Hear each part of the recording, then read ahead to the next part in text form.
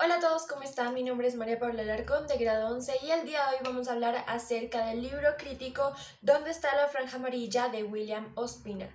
Así que por favor acompáñenme el día de hoy a hablar sobre las cosas que yo considero más importantes acerca de este libro. Antes de empezar a hablar quisiera contarles un poco respecto a esta obra que fue escrita por William Ospina, un poeta y escritor colombiano en 1996, año en que fue también editado y publicado por la editorial Norma y distribuido por toda Latinoamérica. Este libro de ¿Dónde está la franja amarilla? Habla acerca de por qué Colombia, siendo un país tan rico en tantos aspectos, está estancado y cuáles son las causas que impiden su progreso, su desarrollo y, digamos, de alguna forma la explotación de tantas cosas buenas que hay aquí. Y brevemente les cuento por qué el título del libro es ¿Dónde está la franja amarilla? Esto hace referencia, en primera instancia, a los partidos políticos tradicionales colombianos, que como saben sus colores representativos son el rojo y el azul. Y esto mismo haciendo alusión a la bandera de Colombia. Entonces, ¿qué nos estaría faltando? Pues claramente el color amarillo. Hablando figurativamente, nos está faltando una parte muy importante del país. Y ya viendo los puntos que más adelante trata Ospina en su libro, podemos entender muchas más cosas que nos hacen falta para hacer ese país que todos queremos que sea. Entonces voy a hablar de las tres cosas que yo considero principales en el libro y lo que voy a hacer es después de esto hablar de lo que según mi opinión que sería una solución y de hecho la más viable, no solamente a uno sino a estos tres elementos de los cuales voy a hablar. Empecemos por hablar por lo que prácticamente empezó el autor en el libro, y es que nuestra historia no es el único parámetro con el que nos podemos identificar, es decir, no nos debemos encasillar en lo que nuestra historia y nuestro pasado dice de nosotros. ¿A qué me refiero con esto? Constantemente él hacía comparaciones entre Colombia y países que se llaman países del tercer mundo o países desarrollados. Por ejemplo, Estados Unidos, que constantemente estuvo en guerras, invadió países, mandó muchas personas a la guerra, mató, etc. Pero eso no significa que los estadounidenses, los americanos o Estados Unidos en sí sea una nación de un montón de gente violenta con problemas de este tipo, ni nada por el estilo.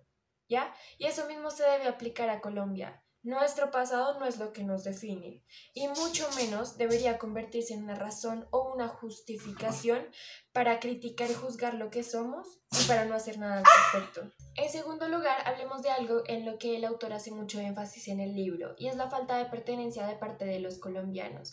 Y es que esto es una problemática que yo creo que es una de las principales por las cuales el país está como está. Y es que la falta de pertenencia es algo que yo puedo evidenciar incluso cuando salgo de mi casa y voy por la calle y veo basura por ahí, porque yo pienso que seguramente una persona que ama su ciudad, que tiene algo de sentido común y de sentido de pertenencia, no estaría botando basura así sin más. Yo he pensado bastante en dónde se originó este problema, en qué momento los colombianos se resignaron de su patria. Siendo esta una república democrática, es el pueblo el protagonista. Nosotros tenemos voz, voto y también derecho a protestar. Entonces, ¿qué sería del Estado sin el pueblo? Absolutamente nada, no tendrían a quién gobernar. Somos nosotros la esencia del país. Por esta misma razón es que somos nosotros quienes deberíamos, uno, hacer respetar nuestros derechos y exigirlos. Y número dos, protestar cuando sea necesario, cuando tengamos inconformidades y hacer de nosotros un proceso diario de avance, de progreso. No solamente quejarnos y esperar a que todo suceda por arte de magia. Está en los ciudadanos, en cada una de las vidas que andan por ahí, empezar a hacer el cambio. En tercer lugar, hablemos de algo con lo que seguramente todos estamos familiarizados y es la famosísima corrupción. Y es que tanto Latinoamérica como Colombia han sido muy golpeadas por lo que es esta cultura de corrupción. ¿Qué sucede? Todo el mundo tiende a pensar, o la gran mayoría de personas tienden a pensar, que una vez entrados en esto ya no hay vuelta atrás. Ya el país está lleno de corrupción, ya ni modo, ya tendremos que vivir con esto o tendremos que unirnos a esta cultura y esto para nada es verdad. Y es que quiero compartir mi punto de vista. Hablemos antes de lo que es los cargos públicos y los gobiernos y lo que son las cosas más importantes, por decirlo de alguna forma, a lo que yo llamo la microcorrupción. Y es que la corrupción no es algo que se vea y se critique. La corrupción es algo que todos hemos hecho alguna vez. y que no debería de ser así.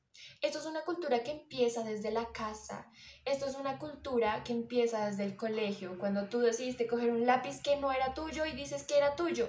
Eso es corrupción y ahí es donde empieza. La microcorrupción es lo que cada día, a diario, son esas pequeñas mentiras y esas cosas que nos afectan, esas cosas que no son honestas, que no son justas y que todo el tiempo pasan, como lo decía, similar a lo del lápiz.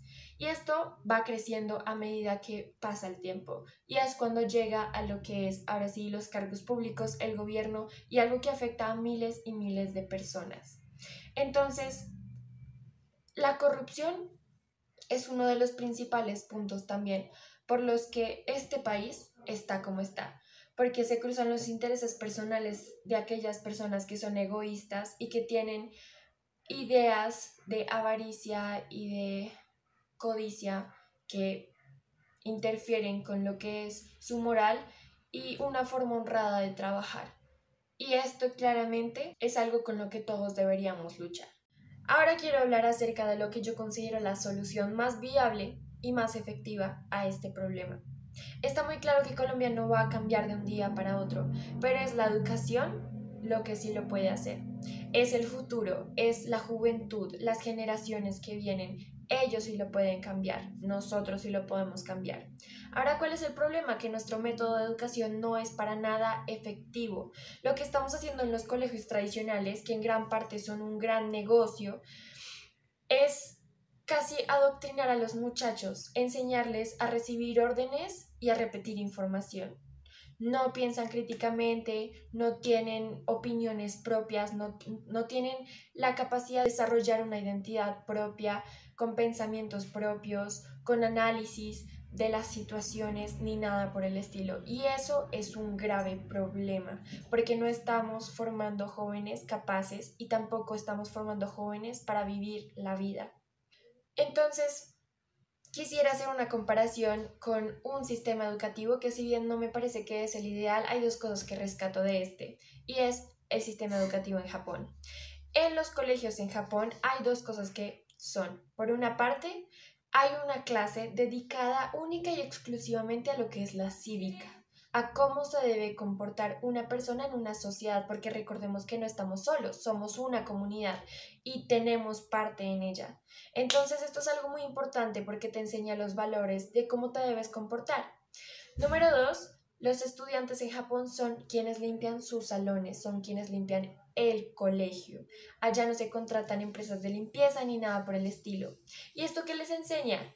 Claramente yo no voy a botar un papel si después me va a tocar limpiarlo, ¿verdad? Esto les enseña sentido de pertenencia, compromiso con lo que es suyo. Y esto es algo que también se debería aplicar en Colombia. En fin, hay muchas cosas que podríamos revisar acerca de la educación, pero yo creo que este es la clave del futuro, del desarrollo y del progreso. Y bueno, esto fue todo por hoy. Espero que les haya gustado, que hayan disfrutado conmigo y aprendido algo nuevo. Y recuerden que tenemos un compromiso con este país y que está en todos el progreso, el avance y mejorar cada día más. Muchas gracias y hasta la próxima.